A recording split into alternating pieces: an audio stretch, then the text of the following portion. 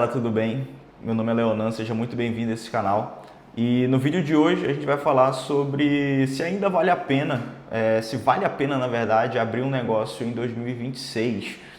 Esse é um vídeo trazendo alguns pontos muito importantes que me fizeram repensar ali os meus negócios. Eu já empreendo há bastante tempo.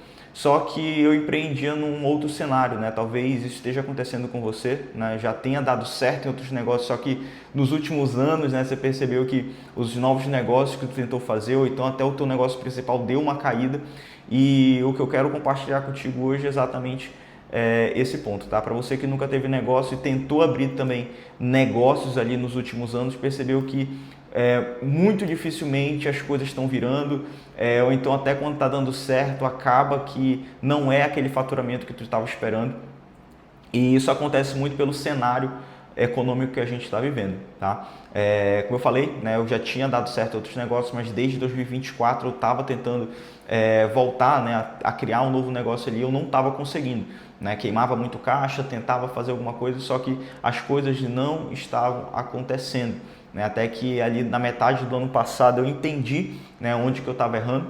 E desde então consegui criar ali um novo negócio que já está faturando mais de R$100.000 com uma margem excelente dentro do ramo de estética, que inclusive eu tinha zero conhecimento. Eu vou falar inclusive como que você pode fazer isso dentro desse vídeo, mas trazer esses pontos principais que me fizeram virar essa chave e que talvez esteja travando você nesse momento, tá bom?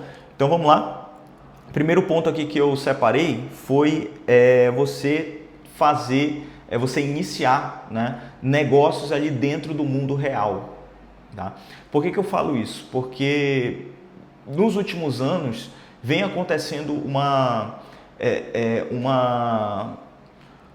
enxurrada de ofertas ali para você entrar para dentro do mundo de SaaS, de desenvolvimento de aplicativo, de inteligência artificial, desse tipo de coisa, tá? Não estou falando de prestação de serviço, eu estou falando realmente de ofertas ali onde você vai trabalhar dentro do digital, tá? Única e exclusivamente sem impactar o mundo real, tá? Então, parte de curso, parte de SaaS, esse tipo de coisa.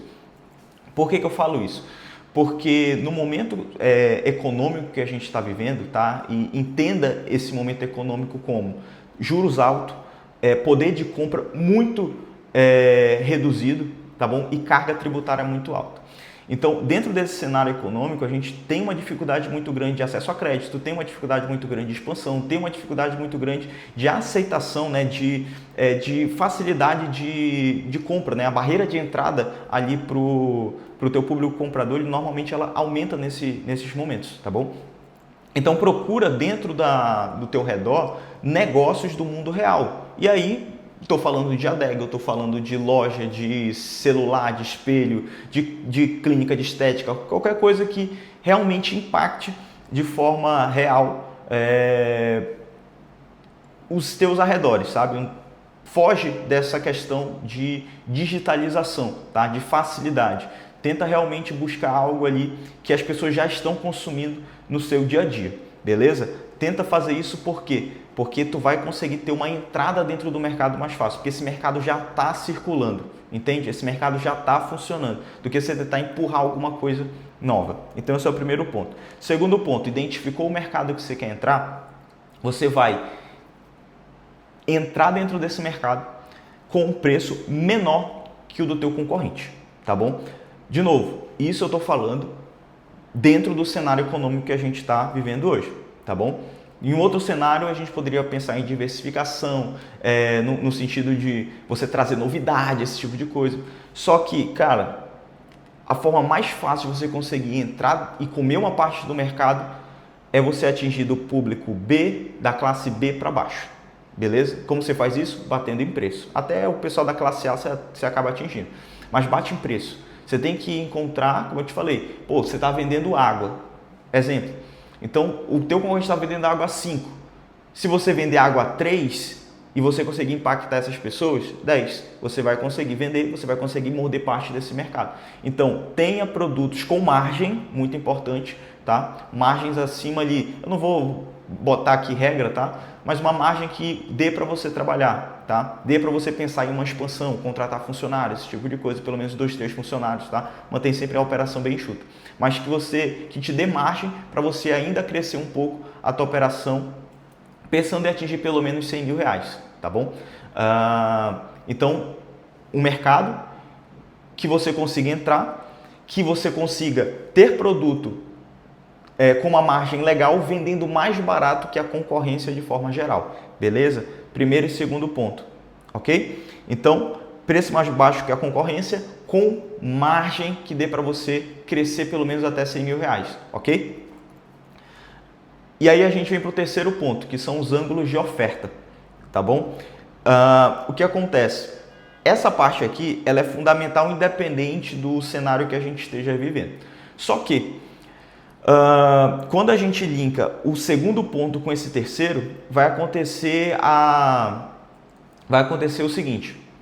Por exemplo, quando a gente está falando de ângulos de oferta, é como se você tivesse uma loja que vende materiais de cozinha, tá? Então, pia, torneira, engate, sifão, qualquer coisa que relacionada ali à cozinha, ok? Você pode pegar esses produtos e vender de forma separada, tá? Então, você vende a torneira, você vende o engate, você vende o sifão e por aí vai. Só que, quando você bate em ângulos de oferta, eu estou falando o seguinte, às vezes eu estou com problema, a pessoa vai estar com problema ali, né? O teu cliente vai estar com problema de torneira. Só que a torneira, ela precisa do engate para funcionar. Quem não sabe, engate é a parte que liga a saída de água com a torneira, tá? Então, assim, você pode criar um ângulo de oferta de, um kit para resolver esse problema. E aí você pode jogar para qualquer outro cenário, tá? Assim como, a pessoa acabou de instalar ali o mármore da pia, né? Acabou de colocar a pia ali na cozinha. Você pode vender o engate, a torneira e o sifão. O kit para colocar ali na pia, tá? A cuba, enfim, tá? Então, diferentes ângulos de oferta para necessidades diferentes. E aí você consegue, dependendo do mercado ali que você tiver, numa adega, por exemplo, você consegue vender o pack de 6 cervejas com gelo, exemplo, tá bom? Então você tem que criar ângulos de oferta diferentes. E um desses ângulos de oferta que você pode criar é exatamente relacionado à forma de pagamento. Então você pode criar ali condições especiais no Pix. Você pode criar condições especiais no dinheiro. Lembra da carga tributária, que é um dos pontos que eu te falei do nosso cenário econômico? Então, dinheiro é uma forma de você conseguir reduzir essa carga tributária. Então, ofertas em dinheiro, condições de pagamento parcelado, né? Então, você criar ofertas ali onde você vai trazer o valor parcelado, né? Uma condição de pagamento legal, uma condição de pagamento, por exemplo, em boleto, tá bom? Então, trazer esses ângulos de oferta também relacionados aos preços menores do que o da concorrência, condições de pagamentos melhores do que o da concorrência, tá? Porque, de novo, é uma forma de você atingir um público que está querendo aquele serviço no melhor preço possível, tá bom? E aí você já consegue entrar com mais força dentro desse mercado, tá bom? Quarto ponto, pessoas, tá? Pessoas. No início do vídeo, eu falei que eu criei um negócio em 2025, tá? Que eu não sabia nada do ramo. No caso, foi o ramo de estética. Só que eu sei sobre gerenciamento, eu sei sobre controle de estoque, eu sei sobre marketing, eu sei como gerir uma empresa. O que aconteceu? Quando eu entendi esses primeiros pontos, né, esses pontos que a gente vai conversar aqui nesse vídeo, o que eu percebi? Que, existia uma oportunidade dentro da minha cidade de abrir uma clínica de estética. O que eu fiz? Eu me municiei de 2 pessoas, tá? Porque eu não tenho conhecimento nenhum, não tinha conhecimento nenhum sobre a área. Você pode ser uma dessas 2 pessoas, tá? Mas eu preciso de uma pessoa técnica que conheça sobre a parte da execução do serviço, tá? Ou do produto, tá bom? E aí tu pode pensar em qualquer coisa, tá? Exemplos aqui, pedreiro, marceneiro, qualquer coisa que você for pensar, produto da mesma forma, um controle, a pessoa tem que saber tecnicamente sobre aquilo, tá? E ela vai ter a visão técnica dela também sobre o mercado. Então ela tem a visão técnica sobre a execução, sobre o produto, e ela tem que ter uma visão técnica sobre o mercado. Então ela sabe qual é o preço médio de mercado, ela sabe quanto vale aquele produto, quanto vale aquele serviço. Beleza. Só que você precisa também ter a segunda pessoa. Essa segunda pessoa é quem consome esse serviço, esse produto, tá? Por quê? Porque essa pessoa ela vai te dar a visão real sobre como está o mercado. Então, o técnico ele vai te falar, esse produto, esse serviço vale R$ 1.200. Esse produto, esse serviço, ele é vendido na concorrência por R$ 1.250, R$ 1.300, R$ 1.500, mas ele vale R$ 1.200 no mínimo. A pessoa que consome, ela vai falar para ti o seguinte, tá, eu concordo, esse produto ele realmente vale 1.200, só que eu pagaria 1.000. Beleza? Eu pagaria 1.000. E aí, qual é a tua função vendo esses dois cenários? Beleza? Então, eu preciso entregar um produto de 1.200, que vale 1.200, por 1.000, tendo uma margem legal, porque eu consigo vender por um valor menor que o da minha concorrência, ok? Consigo vender por um valor menor que o da minha concorrência, com a mesma qualidade, tendo uma margem legal. E aí tu vai, com o teu fornecedor, buscar essa margem. Tu vai, dentro das tuas habilidades, buscar comprar esse insumo, prestar esse serviço dentro desse valor que você sabe que o teu consumidor compra e acha barato.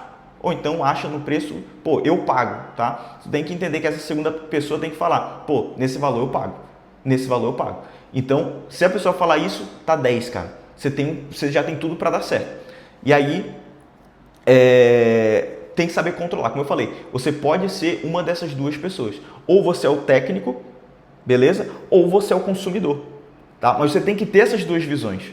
Porque o que eu vejo muito que aconteceu, inclusive aconteceu comigo, é que a gente acaba muitas vezes sendo o técnico ou então o consumidor daquele produto ou serviço e a gente acha que aquele produto ele tem um valor que não está sendo percebido da mesma forma pelos outros consumidores. Tá? Às vezes você é um cara técnico, você sabe o que é o valor, por exemplo, de uma manutenção de celular tem, só que o mercado não está aceitando pagar isso, pelo menos não da forma como você está vendendo, né? E aí começa a entrar os ângulos de oferta. Então você vai começar a trabalhar esses ângulos de oferta com essa segunda pessoa. Ó, fulano, tá, 1.200 é caro, mas se fosse 10 vezes de tanto? E se fosse tanto no dinheiro? E se fosse tanto no Pix? E se eu fizesse metade assim, metade assado? Pô, aí a pessoa, pô, assim eu pago. Legal, tá? Você já tem, esse é um dos pontos principais aqui que conecta com todos os outros. Se eu só abrir aqui, para eu poder passar os outros aqui para vocês. Então, beleza. Quarto ponto, pessoas. Quinto ponto, e aqui é o que vai te impulsionar, que é o marketing. Tá? Então, se você já tem um negócio, você já tem ali um produto, um serviço mais barato que a concorrência, um produto, um serviço que está alinhado ali, tanto o técnico como também com a pessoa que vai comprar, tá? O teu consumidor já está ali, esses dois já estão bem alinhados. Você precisa divulgar, cara. Você precisa aparecer. Você tem tudo para dar certo. Só que se você não aparecer, não adianta de nada. Você pode ter o melhor produto do mundo, você pode estar vendendo uma Ferrari a R$1, cara. Se estiver vendendo uma Ferrari a R$1 e tu não falar isso para ninguém, você não vai vender. Entendeu? Então, não adianta você ter uma Ferrari, num puta de um preço se você não estiver aparecendo para ninguém, ofertando para ninguém. E aí entra o marketing, tá? Dentro do marketing, eu vou passar duas situações. Você vai ter o marketing de produção de conteúdo, que aí entra a questão de posicionamento, tá? Esquece essa ideia de terninho, posicionamento é eu parecer foda, não, tá? Posicionamento é você mostrar que sabe, você mostrar que é de verdade, você gerar conexão. Isso é posicionamento, tá? Você não precisa ter a melhor câmera, você não precisa ter a melhor estrutura, não. Você precisa saber se posicionar, conversar com as pessoas. 10. E aí entra a parte do pago, tá? Você não cresce hoje, você não consegue entrar dentro do mercado se você não tiver aqui, ó. Tanto para a questão estrutural do negócio, tá? Seja um aluguel, seja uma compra de produto, seja esse tipo de coisa, precisa ter um fluxo de caixa ali funcionando e também um fluxo de caixa suficiente para você investir em mídia, tá? Seja tráfego pago, seja influenciadores, mas você precisa ter essa grana para jogar ali e validar, né? Entrar ali realmente mais rápido dentro desse mercado, porque senão você vai ficar patinando, não vai dar e vai desanimar, né? Essa é a principal questão aí. E aí eu vou salientar algo muito importante: cuidado com, se você for trabalhar em algum negócio que tem estoque, tá? Eu vou pedir para te ter muito cuidado, porque o estoque, principalmente se tu for pensar em insumos que estragam, né? Exemplo, restaurante que tem uma data de validade ali muito curta, esse teu valor, tá? Que hoje eu recomendo pelo menos uns 10 mil reais. Você vai iniciar um negócio, cara, no mínimo você tem que ter uns 10 mil reais em caixa ali para torrar, tá? E aí torrar mesmo. Tipo assim, vou iniciar um negócio, se der certo, ótimo, se não der, tudo bem, tá? Não é uns 10 mil reais que tua vida vão depender de dar certo ou não dar certo, tá? Como eu falei, todos os pontos aí te ajudam a trabalhar melhor esses 10 mil reais, tá? Porque 10 mil reais, se você tiver as pessoas certas, tá? As pessoas certas, se você tiver os ângulos de oferta que o teu consumidor, que faz sentido para o teu consumidor, se você tiver um preço menor do que a concorrência, cara, muito dificilmente esses teus 10 mil reais ali eles não vão gerar, tá bom? É só se tu fizer realmente alguma besteira ali de um erro de pesquisa, enfim, tá? Mas toda essa estrutura é para reduzir a chance de erro, beleza? Então, mínimo de 10 mil reais, tem que trabalhar a parte de conteúdo, de posicionamento e tem que trabalhar a parte de divulgação paga, tá? Então, tem que ter anúncio, tem que ter influenciador, né? Se for o caso, né? Se fizer sentido ali utilizar influenciador, tem que ter influenciador, mas tem que aparecer. A palavra é essa. Você já tem tudo pronto. Você tem o melhor preço, você tem um produto de excelente qualidade, você só precisa aparecer, beleza? Você está no meio do deserto, você pode ter água, mas se você não mostrar que você tem água, você não vai vender. Então, é um ponto fundamental, ok? E aí entra a questão do estoque.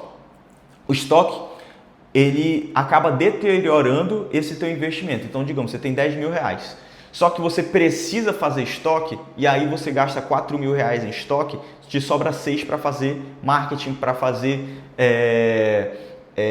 estrutura, né? Fazer a estruturação ali do negócio, tá? Então, assim, toma muito cuidado com essa parte do estoque. O que eu recomendo? Eu recomendo que, se possível, né, se couber dentro do modelo do negócio que você está criando, fazer um estoque local, tá? Você trabalhar com o estoque do outro.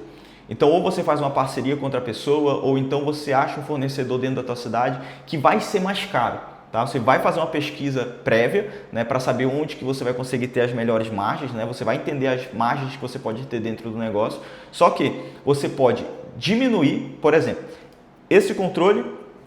Se eu pegar no fornecedor de São Paulo, eu consigo a R$1, exemplo, tá? Consigo a R$1. Se eu comprar aqui na minha cidade, esse meu fornecedor me vende a R$3. E eu vendo esse controle a 5.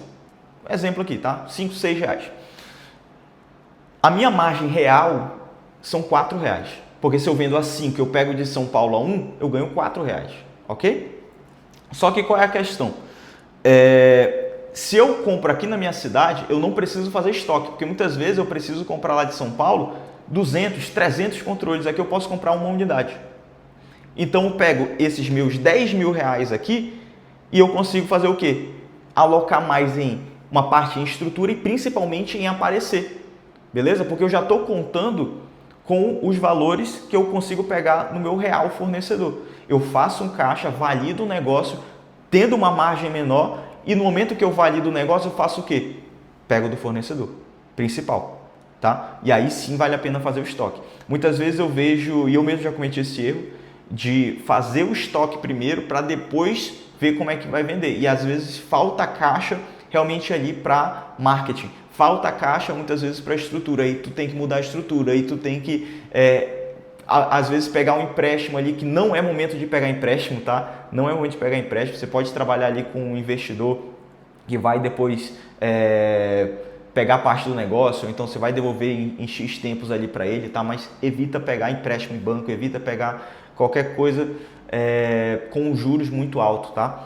Porque hoje, realmente, se tu conseguir ali um Pronamp, se tu conseguir ali algum incentivo que, pô, te dê um prazo legal para fazer esse pagamento 10, mas hoje, pelo menos, está um pouco complicado. Pelo menos para mim, assim, eu não estou conseguindo ter uma facilidade tão grande assim para crédito.